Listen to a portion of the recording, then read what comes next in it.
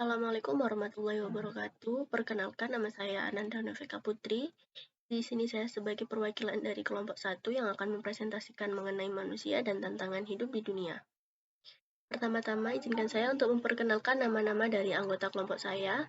Yang pertama ada Nanur Faridatul Ummah, yang kedua ada Fadilatul Maulidiyah, yang ketiga Ananda Novika Putri, yang keempat ada Nadifan Fawazin Azukruf, dan yang terakhir ada Nisa Anida Ainur Rashidah.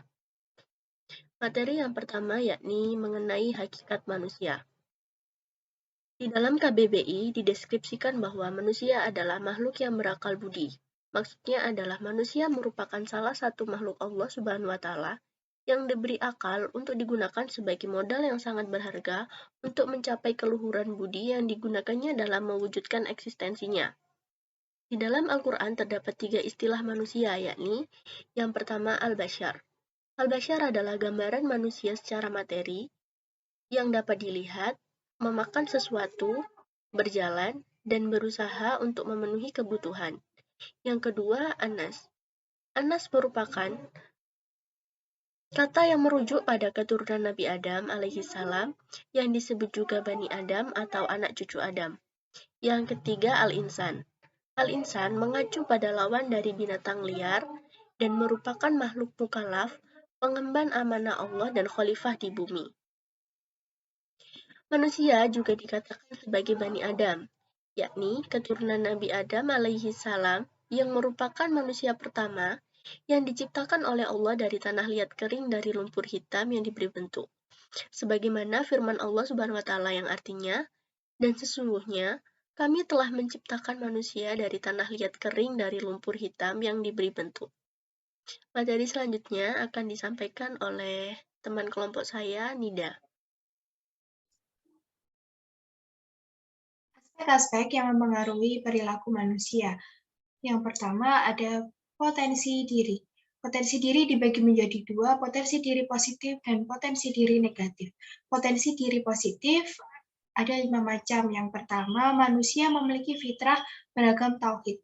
Bahwa sesuai dengan fitrahnya, manusia itu bertauhid, mengesahkan Allah.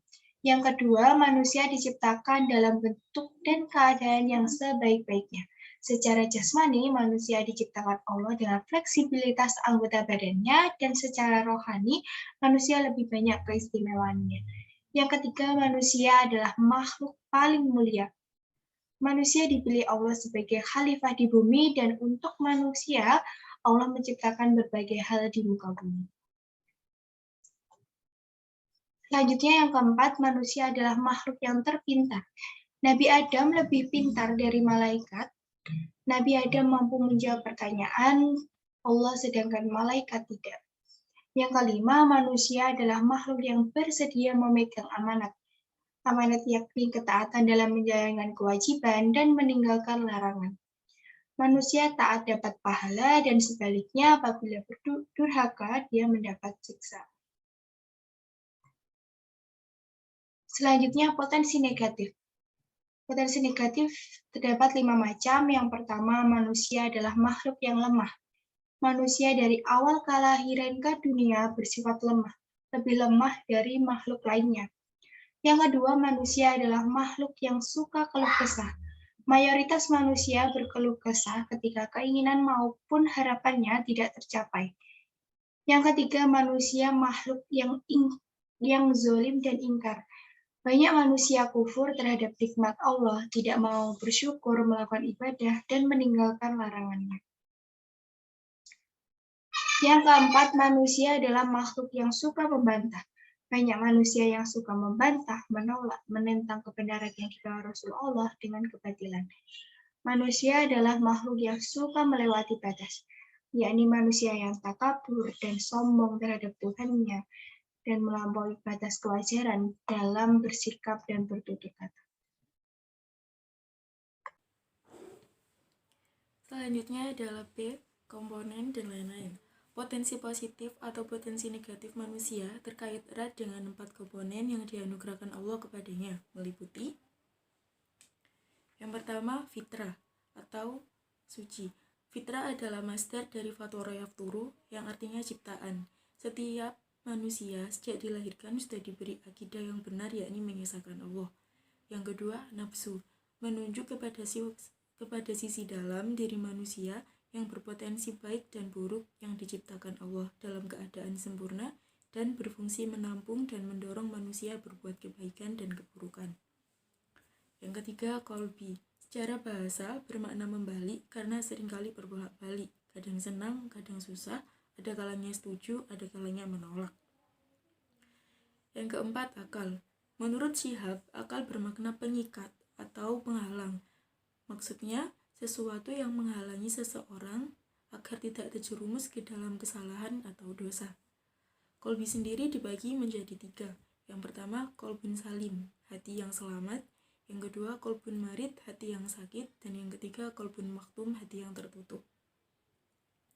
Sedangkan akal sendiri dipahami sebagai 1. Daya untuk memahami dan menggambarkan. Yang kedua, dorongan moral atau potensi manusia. Yang ketiga, daya untuk mengambil pelajaran atau kesimpulan. Selanjutnya, lingkungan. Lingkungan artinya perilaku atau kualitas ketakwaan seseorang. Salah satunya disebabkan oleh pengaruh orang di sekitarnya. Lingkungan yang mempengaruhi antara lain lingkungan keluarga, lingkungan pergaulan, dan lingkungan pendidikan. Ikhtiar manusia. Manusia diciptakan dan diberi fasilitas yang beraneka ragam. Fasilitas tersebut harus dicari dan diusahakan. Untuk memperoleh rezeki dari Allah, binatang harus melatah dan berusaha. Kalau binatang saja yang tidak berakal harus berusaha untuk memperoleh kebutuhannya, maka manusia sebagai makhluk berakal harus lebih banyak dan lebih baik dalam berikhtiar untuk memenuhi segala kebutuhannya. Karena Allah yang memenuhi kebutuhan setiap usaha disertai doa. Baik, selanjutnya saya akan menjelaskan tentang kedudukan dan tujuan. Ada 2 kedudukan yang diberikan oleh Allah kepada manusia, yaitu sebagai hambanya dan sebagai khalifahnya di muka bumi. Oleh karena itu, tujuan atau tugas hidup manusia adalah beribadah kepadanya, baik ibadah kepada Allah maupun ibadah melalui berbuat baik kepada sesama, dan memakmurkan bumi penciptaan manusia. Yang pertama, umat manusia, atau sebagai hamba Allah, sebagai khalifah Allah. Sebagai hamba Allah, manusia mendapat tugas untuk beribadah kepadanya, seperti dalam firman-Nya, Bismillahirrahmanirrahim, Inni anallaha la ilaha illa ana fa'budni wa aqimus sholata li dzikri. Terjemahannya, sungguh aku ini Allah, tidak ada Tuhan selain aku, maka sembahlah aku dan laksanakan sholat untuk mengingat aku. Yang kedua, khalifah Allah. Sebagai khalifah Allah, manusia memegang mandat darinya untuk mewujudkan kemakmuran di muka bumi. Allah berfirman dalam Quran Surat Al-Baqarah ayat 30 yang artinya, ingatlah ketika Tuhanmu berfirman kepada para malaikat, sesungguhnya aku hendak menjadikan seorang khalifah di muka bumi. Mereka berkata, mengapa engkau hendak menjadikan di bumi itu orang yang akan membuat kerusakan padanya dan menumpahkan darah? Padahal kami senantiasa bertasbih dengan memuji engkau dan mensucikan engkau. Tuhan berfirman, sesungguhnya aku mengetahui apa yang tidak kamu ketahui.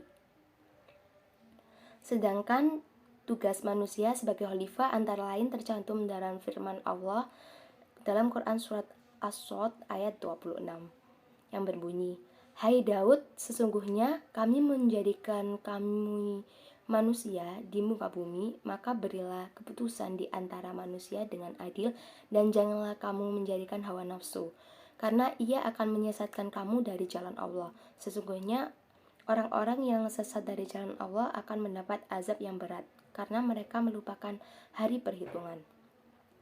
Hubungan kedudukan manusia tersebut bersifat umum dan khusus.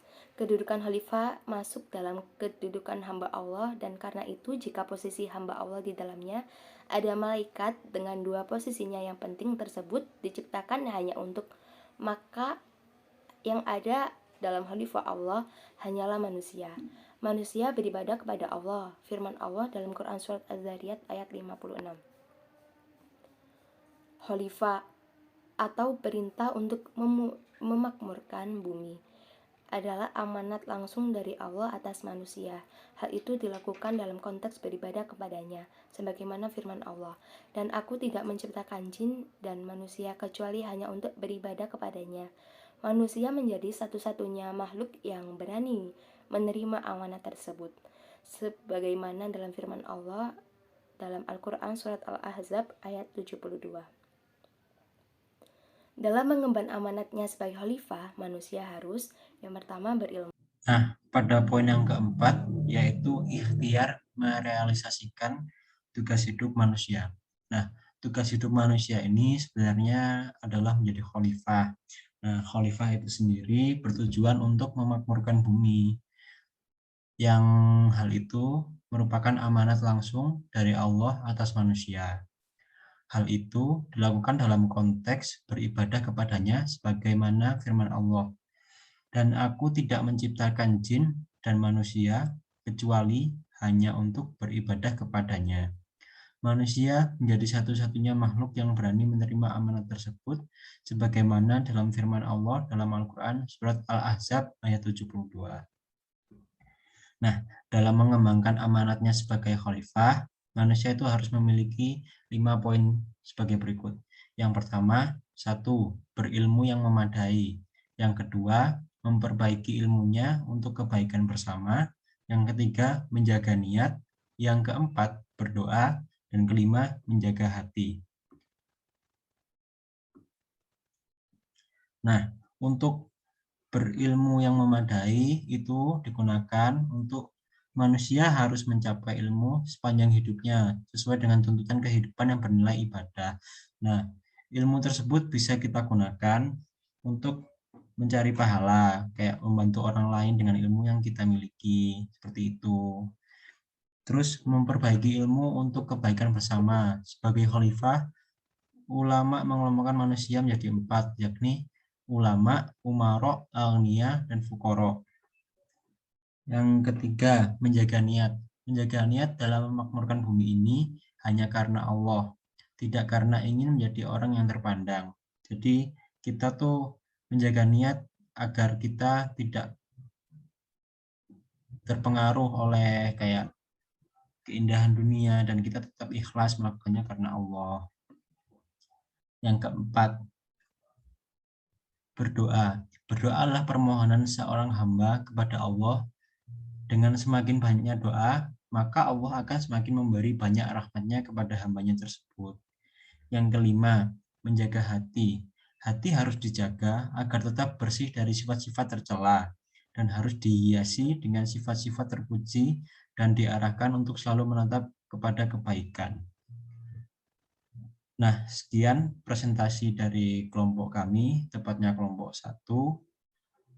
Bila ada salah kata dan kekurangan dalam penyampaian materi, mohon maaf sebesar-besarnya. Wassalamualaikum warahmatullahi wabarakatuh.